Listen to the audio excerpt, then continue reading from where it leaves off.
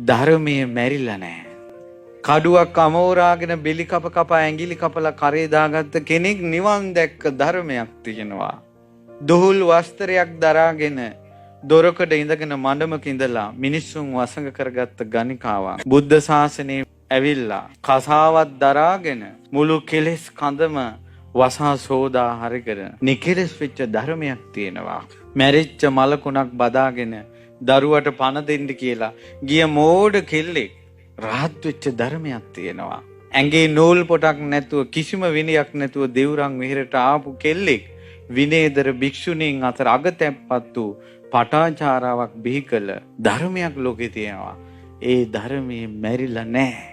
ඒකේච බුද්ධං සරණං ගතාසි.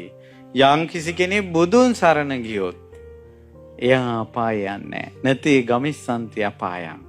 පහය මානුසන්දේහං දේවකායා පරිපූර්ණ සන්දේ. මිනිස් සිරුර අතහැරපු ගමන් දෙවියන් අතර යනවා.